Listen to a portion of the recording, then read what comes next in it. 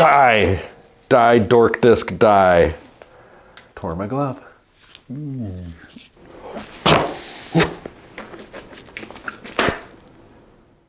Well, hey, bike farmers, thanks for clicking in. So we got ourselves here a Trek Navigator comfort bike. I really love these bikes. Upright handlebars, adjustable stem, suspension fork on it, suspension seat post, big squishy saddle. These tires that are on it, while I think they're somewhat appropriate, they're my least favorite tire size, 26 by 1.5, and I think they're just atrocious. It really makes this whole bike look super cheap. So I'm gonna put some brand new tires on it. This is actually a brand new saddle. It was part of the trade-in. I took the saddle off the bike they wanted to buy and put their old saddle on their bike. This is a nice Bontrager rack. I think it kind of takes away from the bike. So I'm gonna take the rack off, set it aside. Oh, I noticed this piece of front brake housing. It looks like something was dragged somehow, or I don't know, something happened here, but we'll replace that piece of housing. That'll just clean up the front end a little bit more. Yeah, and these grips don't match. So I'll probably find some new grips. This one's gonna take a few things. You know, it's more than a straightforward tune-up, but all in all, it's actually in pretty good shape. I don't think we need brake pads. Well, I might put new ones on the rear because there's new ones on the front. You know, we might find a couple things along the way. This bike's seen some use. It's shaping up to be a pretty good video. So sit back, relax, and enjoy it.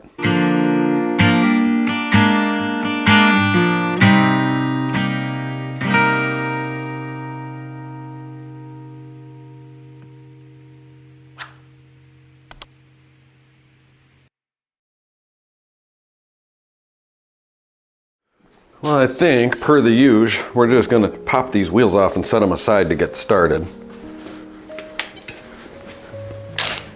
I like to shift the chain into little and little, especially little to get the rear wheel off.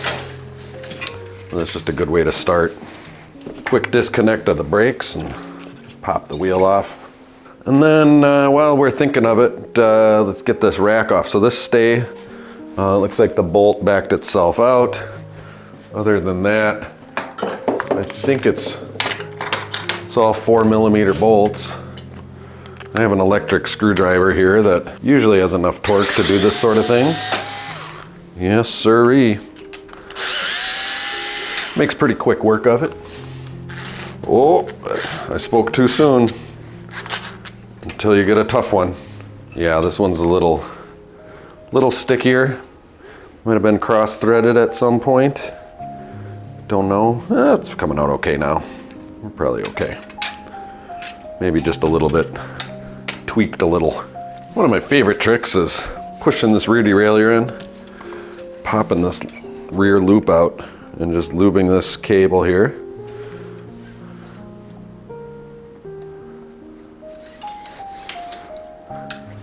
And we can do the same here with the rear brake cable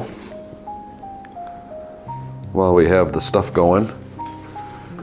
You know what? I forgot to put gloves on. I always forget the gloves. What is it? Here they are in my pocket from before. Let's see here. Turn it inside out.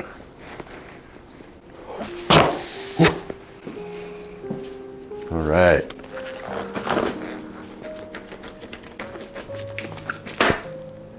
Yeah.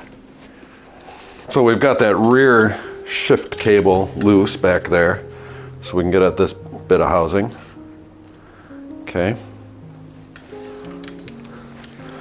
And then, so here, if you reach way back and pull that front derailleur out, you can pull that piece of housing out and just pull the housing right out of its happy home cable stop on the frame. I just put a little drop of lube on the ferrule because I saw it was a little corroded. And then we just put a couple drops of lube on the cable up here. This piece of housing is schmutzed right here. Okay, so I'm gonna cut it loose. I'm gonna try to reuse this cable. Oh, drop part of the noodle. Oh wow, yeah, this is like a coated cable and everything. I'm just gonna replace it. New cable. So look at the end of the cable, and I find the spot. I just kind of trim it and make it clean. Do that to both sides of it. It's pretty good. And I happen to have a poker tool right here. This is just an old spoke that I've sharpened on the wire wheel. They're on the grinding wheel. On the wheel of pokiness to make it pokey. And speaking of pokey, this is taking a while. Here you go. Look at that. Look at that. Would you look at it? Okay, I want to put a ferrule on the end of that.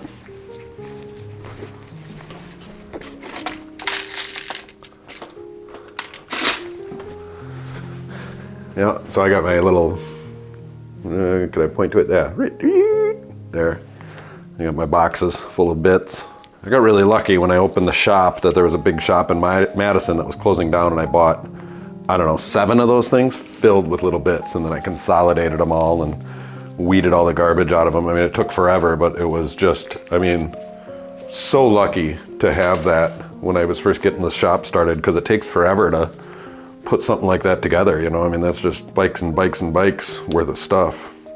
How many was that? Only 3? This is advanced, very advanced bicycle mechanics here. And I'm just gonna put it home in the brake.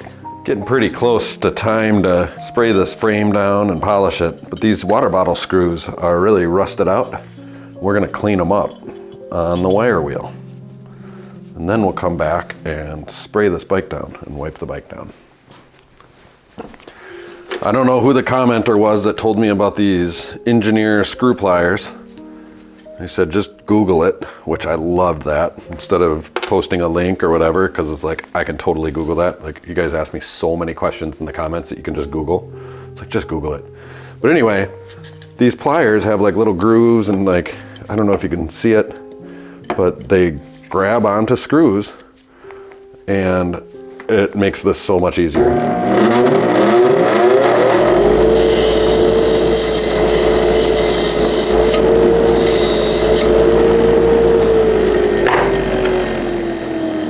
We got 2 relatively shiny water bottle screws now. With all of the cables out of the way, it gives us real easy access to the whole frame. And this thing isn't too greasy and grimy, it's just dusty. So we're just gonna hit it with some lemony fresh furniture polish, a somewhat clean rag, just to knock the heavy stuff off. Hey bike farmers, I just wanted to take this lull in the action to let you know how much I appreciate that you've clicked in to watch this video. Now that I've been at it a little bit, I'm starting to learn why everybody's always asking for more. The AdSense money is just barely enough to make it worth starting a channel. If I want to sustain this for the long term, I'm gonna need everyone's help. Now don't get me wrong, your attention is enough. Don't feel obligated to give more, but I've tried to make it as easy as possible. You can always click the super thanks, that's the heart with the $ in the middle of it, or consider a monthly membership. The monthly membership will give you a little star next to your name, and if you have any questions, you can ask them in the comments. I'll see the star, and when I see it, I'll definitely give you an answer. You'll also have access to a little more behind the scenes action that non-members can't see. With all that said, thank you so much, and let's get back to some bikes. Okay, and now with everything cleaned and all the cables lubed, we can start putting things back in their homes. Happy little heated garages. This one's always the trickiest. Oh, that moved at some point. Let us not forget, water bottle screws.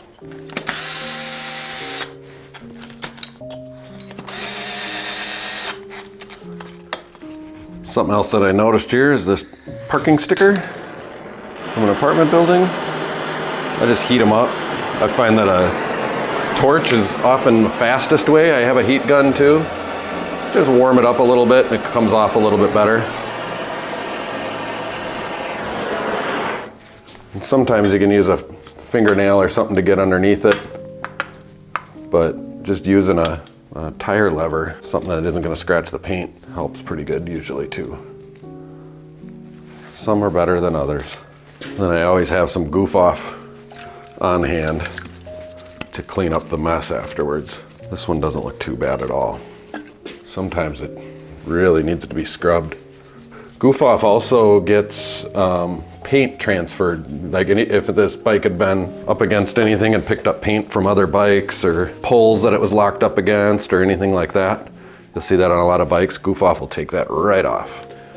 A little bit of the sheen came off, so you can just put some Behold on there and let it soak in while we work on some other things. All right, over here with Woody Charleston. We're gonna pop these ugly tires off. They actually say 26 by 1.75. I'll donate these to the charity, so I'll never use them. I don't know. I don't know why I hate them so much, but I do. But if they can make a free bike rideable, boy howdy, that's a good deal. Man, they're a pain in the butt to work with too. It's a tight fit. Ugh. You can get all kinds of levers going here.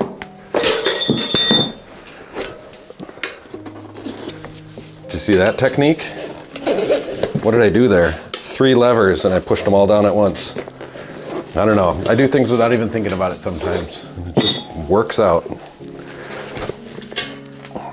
There you have it. I wonder if the rear one's going to be as dramatic. Oh.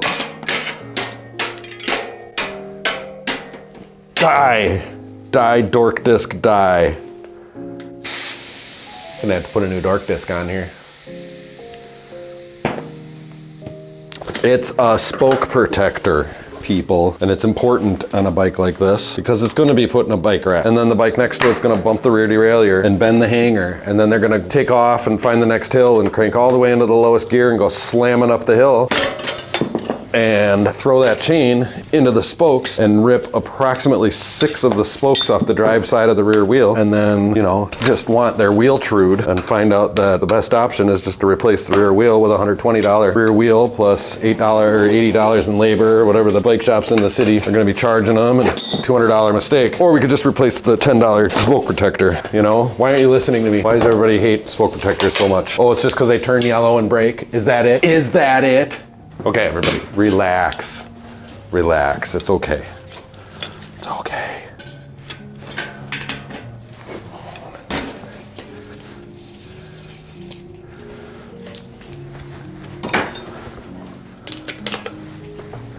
Okay, and this is a 3-prong. So I got a whole bunch of them right here, ready to go, because I do them so often. Y'all think I'm nuts. I had a commenter say no serious cyclist would ever consider putting a spoke protector on their wheel. Like, it is unbelievable how it's like a cultural thing that spoke protectors are like uncool or not serious or whatever, you know? I mean, I get it, like maybe on a race bike or something, right? Like none of my bikes have them, you know? But that's because I'm a hypocrite, you know? I mean, come on. There's nothing authentic about me. A full-blown hippie crit.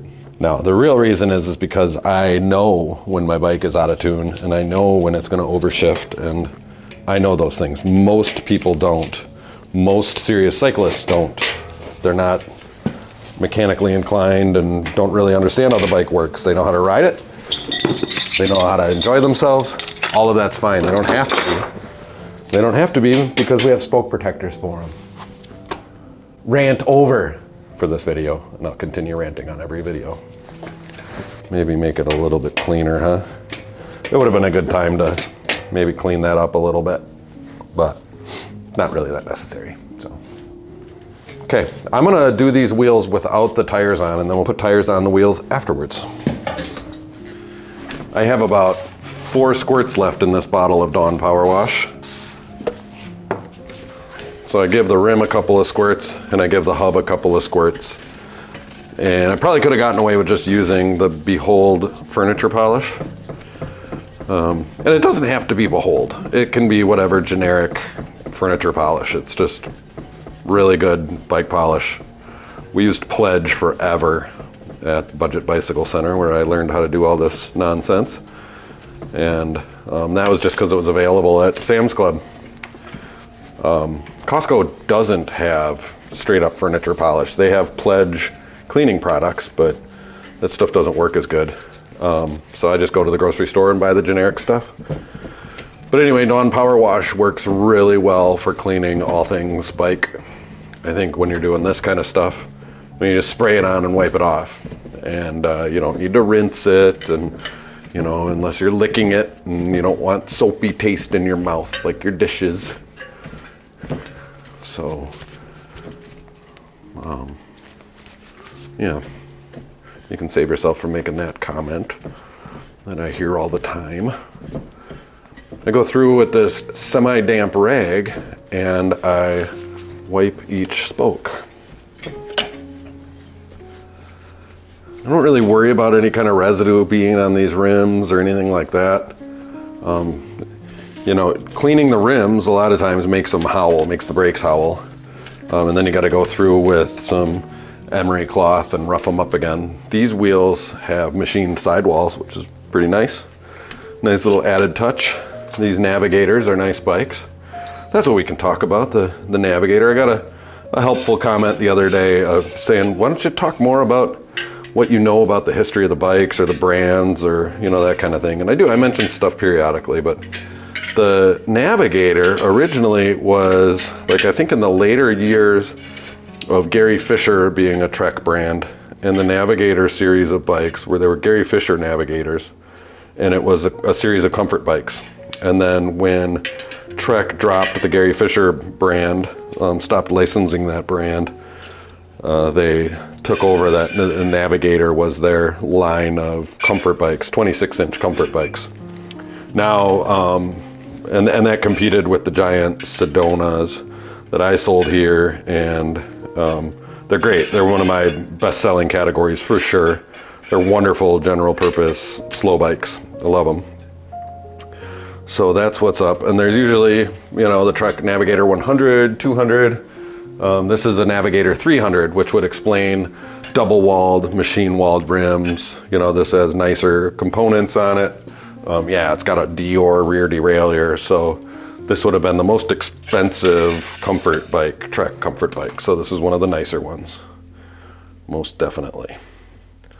So that's what's going on, you know, and I look, and this is a Shimano rear hub. So on the nicer bikes, you'll see they'll have Shimano rear hubs, which are better than the generic, you know, I don't know if it's like Pro Max,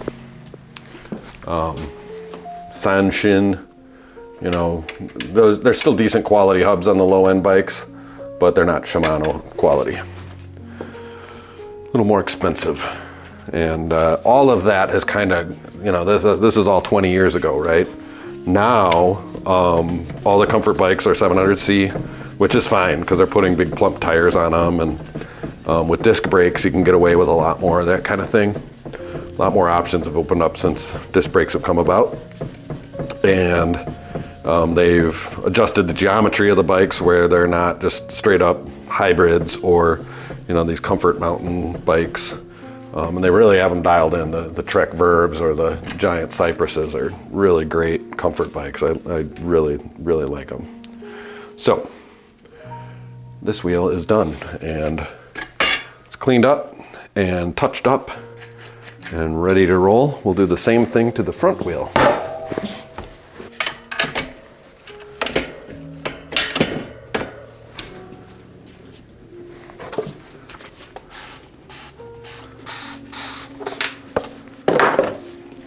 Hey bike farmers, a quick note. If you're looking to get serious about fixing bikes at home, look no further than the Park Tool AK5 toolkit. I have an affiliate link in the description. This kit provides all the basic tools you'll need to tune up just about any of the bikes that you see on this channel. It also comes with the Big Blue Book of Bicycle Repair written by Calvin over at Park Tool. Also in the description are affiliate links for all the basic things that I use. The grease, the degreaser, the one step, the Dawn Power Wash, Behold. If you see anything else that I don't already have a link for, let me know in the comments so I can add it. I hope these affiliate links will help encourage you to take this on as a hobby or even start flipping bikes for a living like I do. I think I just finished up this wheel. Okay, so we're going to replace these brake pads even though they don't need it. And that's just so they kind of match the newness of the front ones. It'll be really great when I come to sell this bike to say new tires, new grips, new brake pads, new saddle. And what I'm looking at here is the spacers. So these style of brake pads, they have all of these spacers. And that's how they come. And you'll see this light colored one is thicker than that light colored one.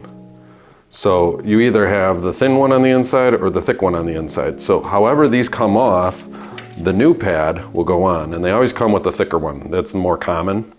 And so this is the new pad, and so we'll put it on just the exact same as the old pad. But you want to look at that when you remove them, so you know. And most of the time it'll match the front. I mean, almost all the time it'll match the front. So if you forget to look, you can check the front or dig through your bin wherever you threw the old pad and see if the spacer is still there. I've made that mistake plenty of times. And there's a high probability that we'll get an OPE out of this. I drop this stuff all the time, and it generally helps to grease those threads a little bit. But you can see it requires quite a bit of dexterity to get this drop free. Not my favorite design, but I've never really come up with a good way to improve it. Not that I ever could. I'm not in that position in life to improve systems on that scale. But there's the old one. You know, it's actually pretty good because there's concave spacers in there and washers, and that allows you tons of angle and adjustment. You can always get those pads hitting just however you want, as long as you don't screw them up by cranking on them too tight or, you know, anyway.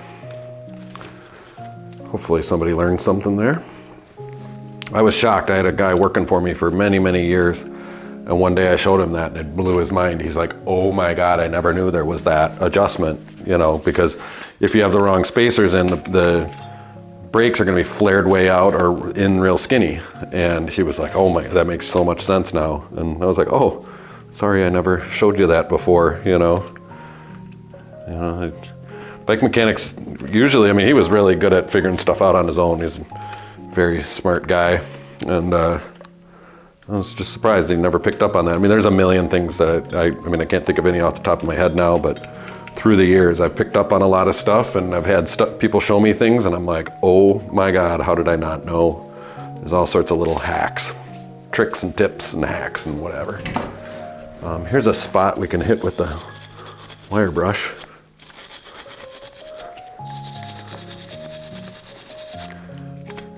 You know, brush your bike's teeth a little bit there, hey. These pads are on, and we'll adjust them when we get the wheel up in there. New tires here. These are giant 26 by 1.95 PPT flat guard tires. Probably made by Kenda. They look like that. And they're absolutely wonderful. Very durable. They roll great. They're comfortable. You can run them at high pressures, you can run them at low pressures. Very dummy proof, general purpose, all arounder. Virtually problem free tires. I like to line up my valve stem with the logos. I'm paying attention to tire direction too when I do this. So you can see in the tread that it kind of has an arrow. I always have that pointing forward, and we know that the skewer goes on the left side of the bike. So you'd be surprised how many times I forget that. And then you either gotta remount the tire or flip the skewer around. But flipping the skewer around can really change things as far as having to set up the brakes. So sometimes it's easier to just change the tire around. And reusing the tubes. Nothing wrong with the old tubes. They were holding air just fine. I'm trying to smush these tubes in there without making any creaks or creases or crinkles, folds. You know, if you have any folds or anything like that, and it's not able to like undo itself in there when you add pressure, you'll create a hot spot. Every time that wheel goes around, it'll rub a little bit off, and you eventually wear right through the tube and cause a flat. I see a lot of flat failures that way from people installing tubes wrong. About to go on, and I tore my glove. Just straightening out my valve stem there. Well, I poked a hole in it somewhere. I guess this isn't a good tube. I messed it up. So out it comes, and do it again. Sorry to anyone that's been watching thinking that I actually know what I'm doing, because I clearly don't. You know, I'm trying to get this glove on a wet hand. That doesn't work, ever. I know, there's a trick. What size are these gloves? Extra large. Oh, lordy. Oh, that's gonna be good for my golf game. Hand strengthening. Yeah. I've been thinking a lot about golf lately. I love the game of golf, pretty good at it. Did up when I was in middle school. You know, we had nothing better to do. We'd ride our bikes up to the golf course. I'd keep clubs in the locker room at the local golf course, and for $99 we could play as many holes as we could, as long as we teed off after 10:30 in the morning. The old guys wouldn't let us out there until after 10:30, so we'd go out there all day and play 27, 36 holes. And I never got super good as a youngster, but a lot of the guys I played with, my dad supported it. He bought me some lessons, and I learned a good swing early. And since starting the bike business, I haven't been playing. So for the past, I don't know, 7 or 8 years, I can count on one hand how many rounds I've played. I mean, I just really have been into the bike thing more. But I signed up to do a 9-hole Tuesday night league with some friends. Kind of a casual, but somewhat competitive. And I went and hit balls the other day, and man, I still got it. I know it's in me. And I'm gonna get after it, I think. And I think next summer I might join somewhere and play a lot if I can get away with it. There we go. Wasn't without some struggle, but the result is spectacular. I mean, that is way more better, hey. So, got the logo, we're pointing in the right direction. Are we pointing in the right direction though? No, we're not.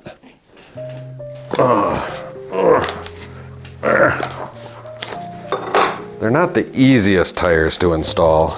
What are the chances of this tube going flat on me too? It's funny what I'm cheap about and what I'm not cheap about, you know? I always reuse tubes. You can just throw a new one in, you know, but I never replace cables. Or, I don't know, did that make any sense?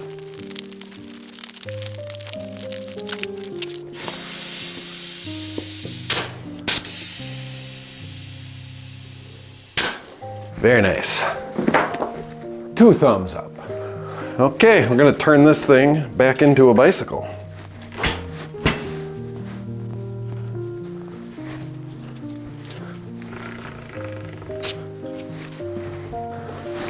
Front one's a little trickier. These wider tires have troubles getting through the brake pads, but there's enough room.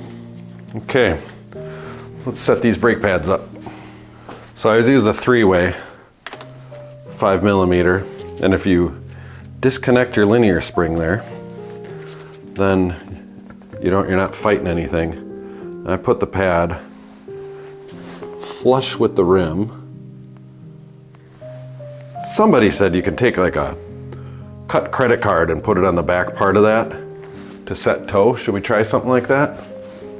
Here's some folded paper. We'll try it. Okay, so just on the back half of the pad, see how this works. So far I'm not liking how it works, but maybe if I did have like a special purpose something or another piece of plastic. Okay, and then that sets the toe. I mean, we could tow these brakes. That's a lot of tow. I don't know. I'm not gonna do it.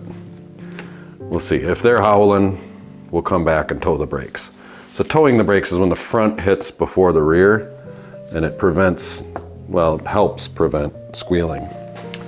Now, this pad can slide down a little bit, which looks like there's enough clearance for the tire and everything. You know, I like to set the pads up as far down as possible just to prevent them from ever touching the tire if an inconsistency develops. I don't trust tires to stay very round for very long, ever. They probably do, but it's probably just head trash. We've all got head trash we're dealing with. So a lot of times when you put new pads on, then you gotta let some cable out. Yep, sure enough. Doesn't look like this cable's ever been adjusted. This is the original clamp zone.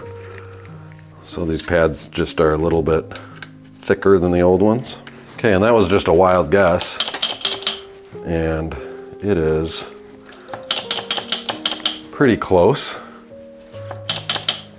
I think we can take in a little bit. So I did notice that the brake spring action was a little light.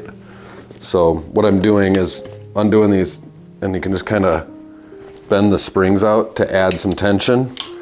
And you can use the tension screws, it's the right way to do it, but I like my cheater method too. If I want to add a bunch of tension all at once. And now you can see it's only pulling from that one side. So then I'll come in and add tension to this side. You saw it was pulling everything over.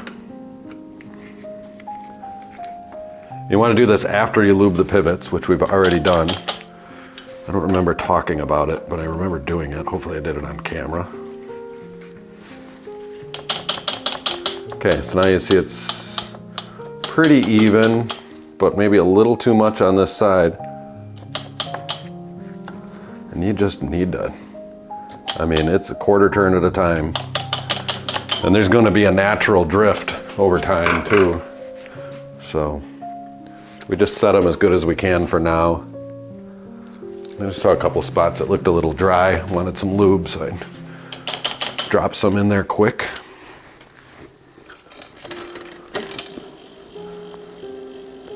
No rubbing.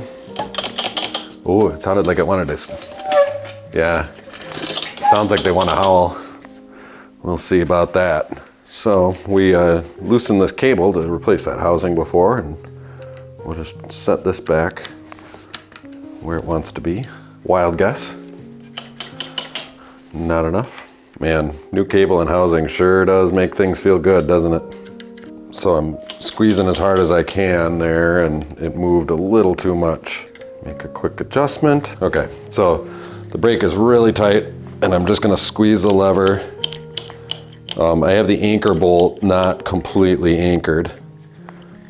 I'm gonna get it close to where I want it, tighten that anchor bolt down, and then when you squeeze really hard on the lever, it'll compress the housing and stretch the cable a little bit. I've heard some good arguments out there, because I say that it stretches the cable, and people are like, I don't think that happens. I think it compresses the housing. I don't know what it is, you know, it makes everything a little bit looser. Now, I don't think there's any lube on here. I don't think we lubed the front at all. Everything's kind of filthy too. So let's work on that a little bit. Yeah, so things just felt a little dirty, as they do. So just hit it with some polish, and I think it is what it is. This bike is just a little beat up, you know. It was a downtown bike. You can tell it has been in many a bike rack. So what I noticed is bone dry here, and bone dry here, and probably bone dry back here. Also indicative of something that's been outside.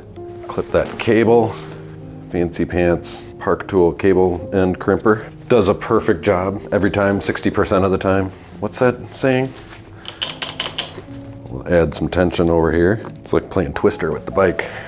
Trying to not get in your camera angle. Maybe add a little to this side now, eh? It's a lot of brake tension. I'm gonna pull some off on this side. We're just trying to center it, find the equilibrium. You know, you have the two springs. I think I just have way too much on this one. Kind of went nuts on it. That's a little better. Shall we back that one off a smidge? This one's temperamental. There we go, no rubbing. What happens if we tuck that? Shouldn't change anything, but you never know. Weird things happen. Look at that, not bad. Let's check out this drivetrain. Okay, so going with the tri-flow right out of the gate here. Just kind of spray everything down. I'm gonna let that soak in a little bit while I look at things. Coming down one at a time. How we doing? How we doing? That looks really good. Man, why would I touch it?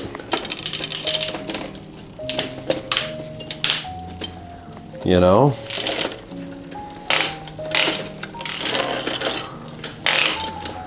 So at the front, I put it in the lowest gear and then pluck it. It's just a little loose, and there's a barrel adjuster up on the lever, on the handlebars, and I just turn that out a little bit. But it's a friction system, so there's no indexing in the front to worry about. It's just not overshifting. Yeah, we don't have to make any drivetrain adjustments. Totally satisfied. Let's just kind of wipe things down here. I think that this bike has been reconditioned once before. I don't know where it came from, but it either got a major tune-up. It's a new chain, because I found a quick link, and they never came with quick links on them. And I think this is a replacement cassette. I bet this Dior rear derailleur is original to the bike. The front pads were replaced, and those tires, so I think she had at some point put some money into this thing. That's all we have to do for that. Here's something that I like to do that I don't always show, but I like to drop tri-flow in the bolt heads of anything that rusts a little bit. And also, you can see, you can do this with furniture polish too, just spray it on and let it sit. But just let that kind of soak in and dry, everything will stay shiny. It's a little greasy for today, but it'll look great tomorrow. You know, these are just little cosmetic things. Where that sticker was. It's kind of gross, kind of cheating, kind of smart. I'm gonna check this headset nut, lock nut. Feels pretty good. Tighten one, loosen the other. Feels good. Drop a little lube in here. Grips, huh? Grips. These grips are nasty. I cut you. Suave Max Hold hairspray. And my nozzle's all gunked up, and I tried to clean it the other day, and it might have to get a new bottle. I don't think I've bought a bottle of hairspray in 5 years. It's a comfort bike, so we put on these ergonomic comfort grips. They come with their own bar plugs, so I'm going to take this bar plug off.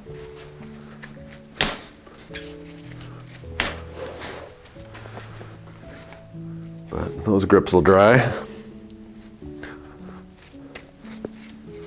I mean, seriously, now that we have it up in the stand and everything's pretty much done on it, I'm seeing this bike, and it's as a finished project, and I'm really liking it.